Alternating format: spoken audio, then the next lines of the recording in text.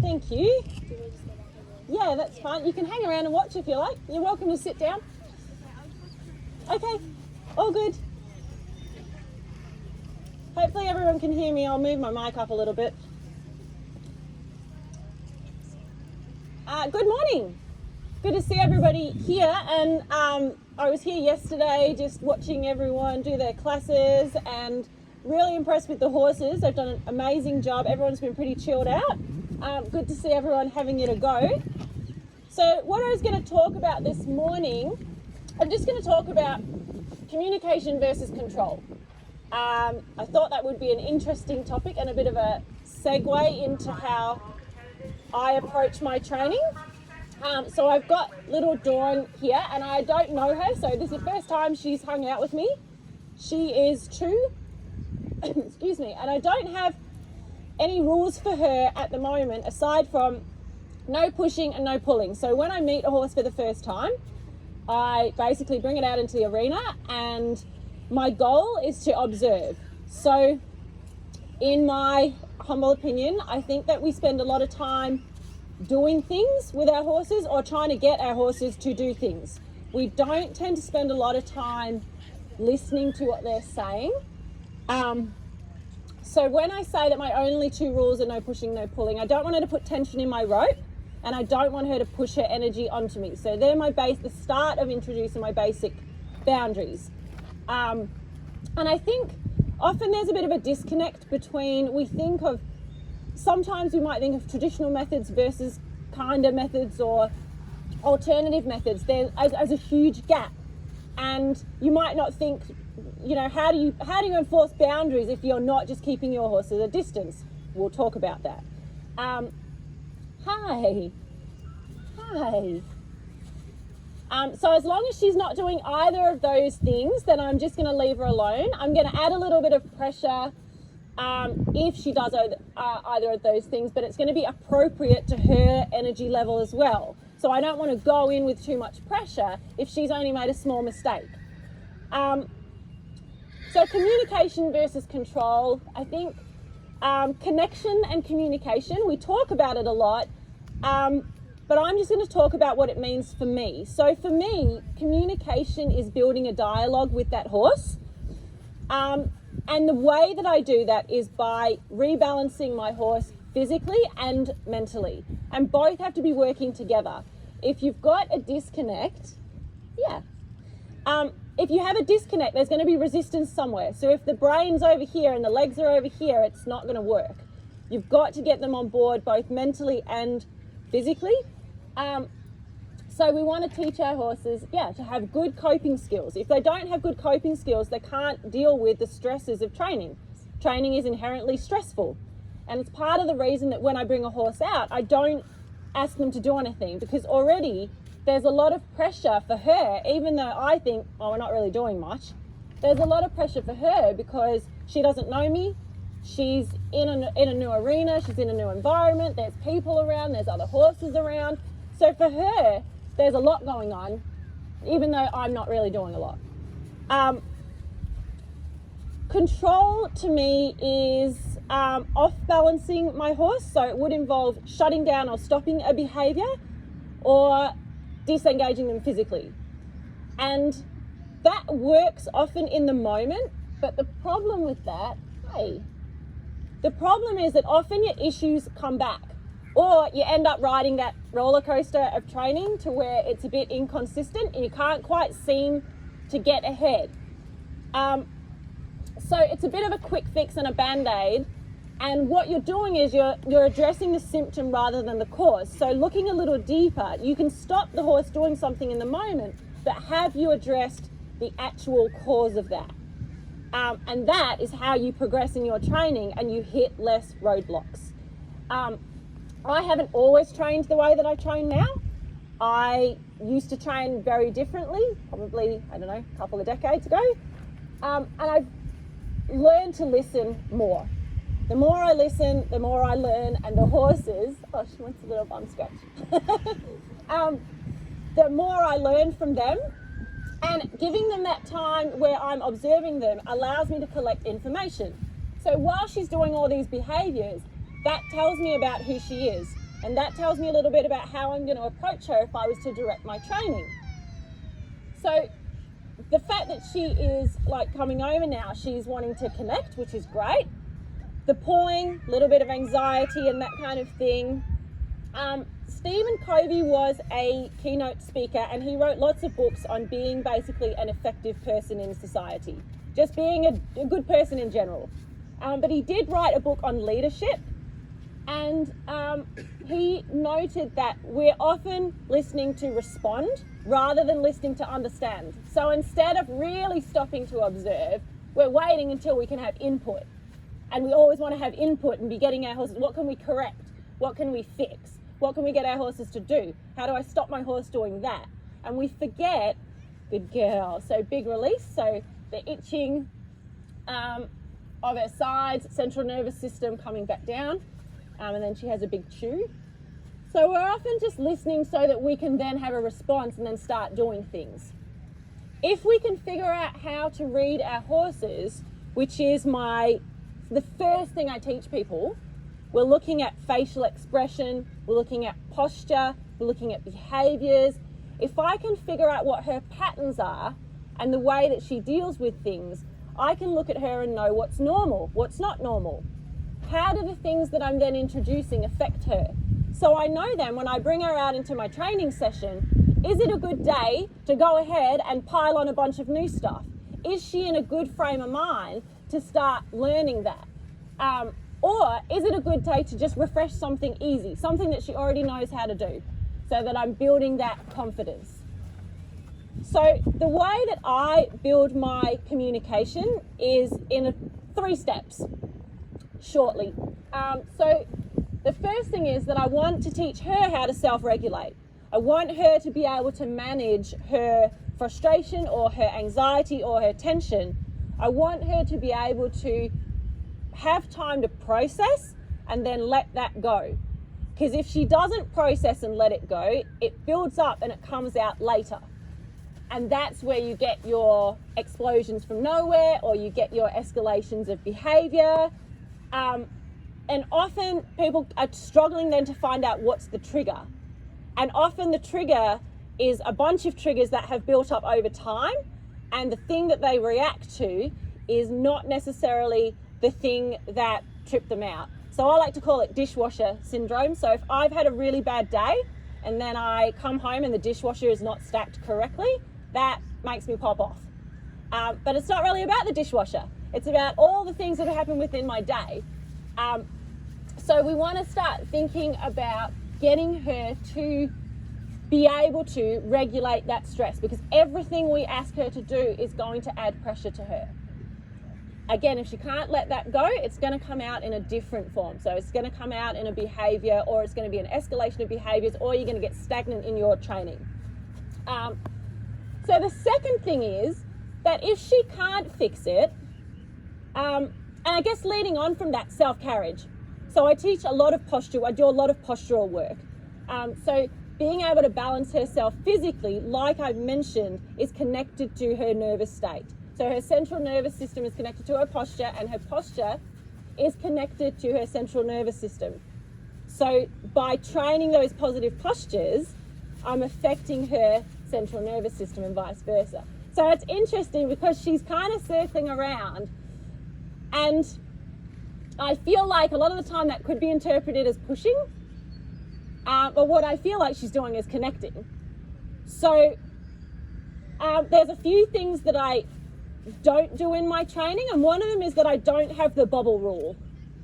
So lots of the time we hear about keeping horses a certain proximity away from us. It's one of the things that I don't do. I gauge her based on her body energy. So if I am always pushing her away, then to me that is a very one-sided relationship, because I'm telling her to go away the whole time. And then guess what I want to do with her? I want to be in her space the whole time. I want to be in her space catching her. I want to be in her space grooming her. I want to be in her space riding her or asking her to do things. So I find it a bit of a conflicting message if I'm going to say go away the whole time. So the way that I approach that is to make her be mindful of where she's at.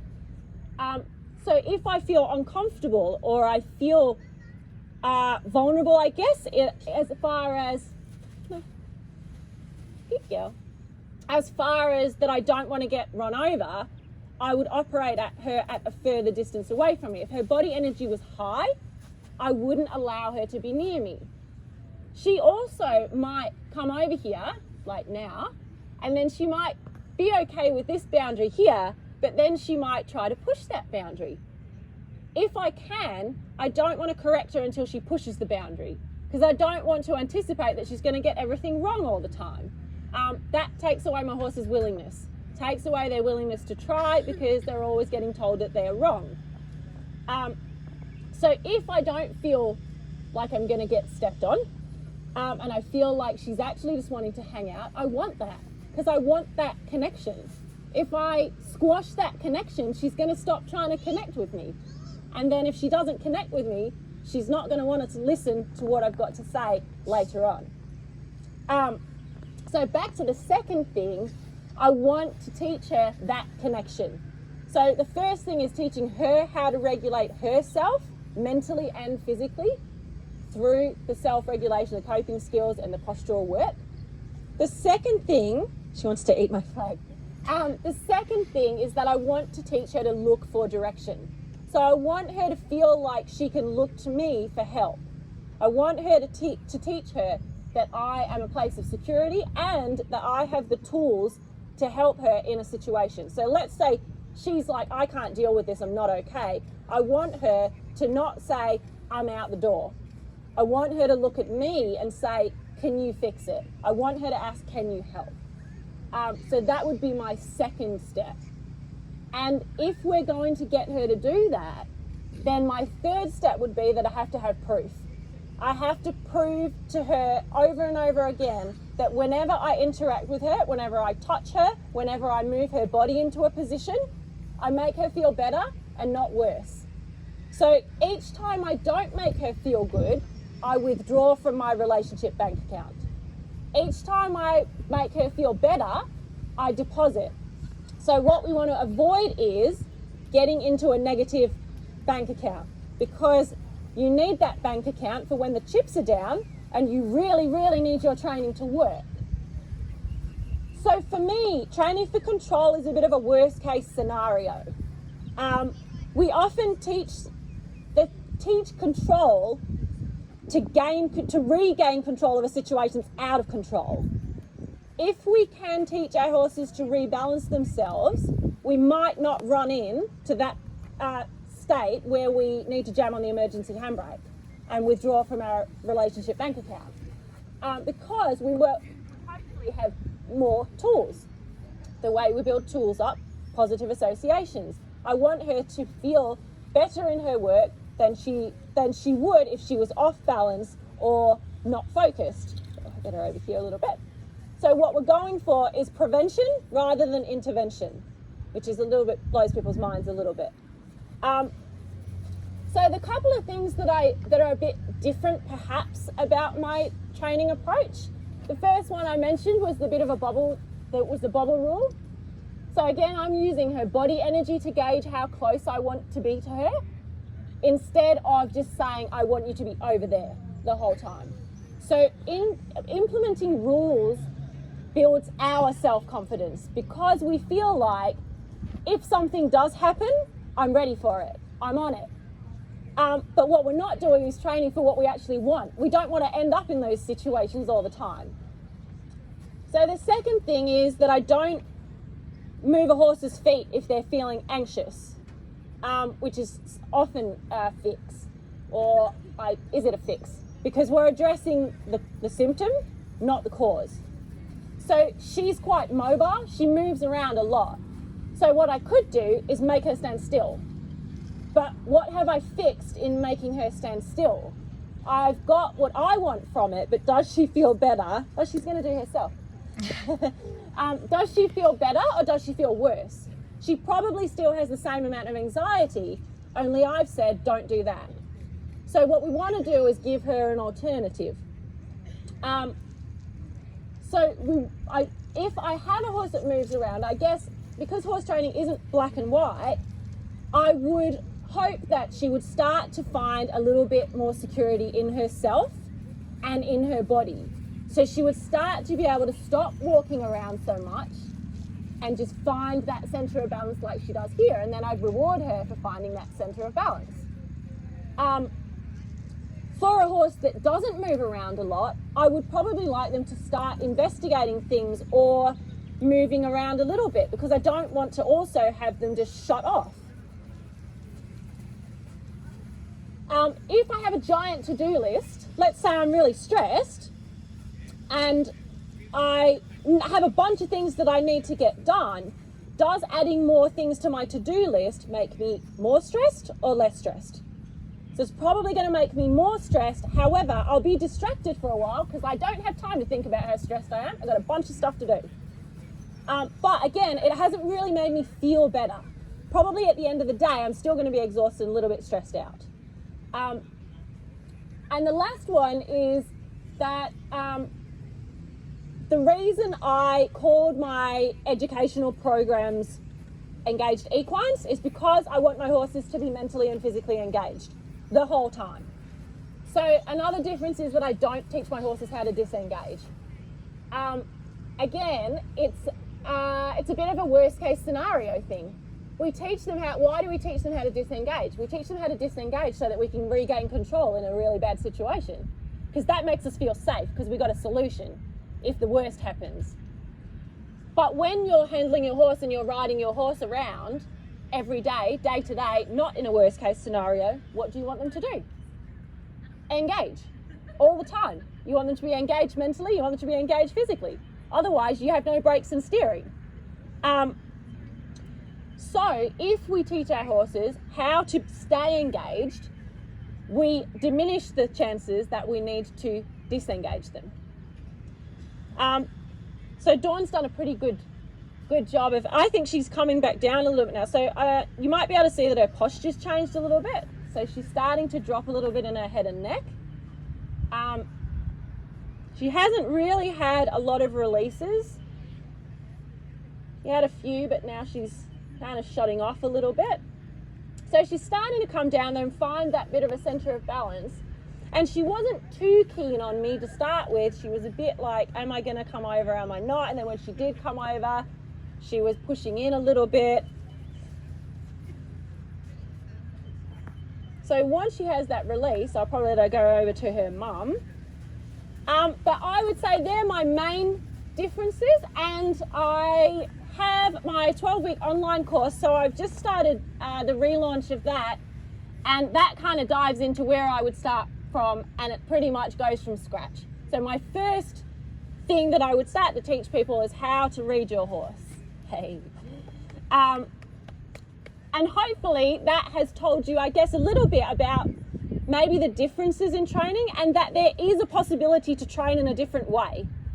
I think sometimes people are a bit stuck on where to go, and they're not always comfortable with how they're doing things, or they don't have enough tools and they want to get more tools. They just don't know where to go for those tools. So I'm hoping, she likes me now, I'm hoping that that's given you all a little bit of a different perspective maybe, or some things to think about in your training, or ways that you can get your training, unstuck. And I am grateful to you all for listening, and stick around because we've got the finals of the Brumby Challenge, which we're sponsoring, which is cool. And I'm looking forward to seeing everybody's freestyle. Thank you. Oh.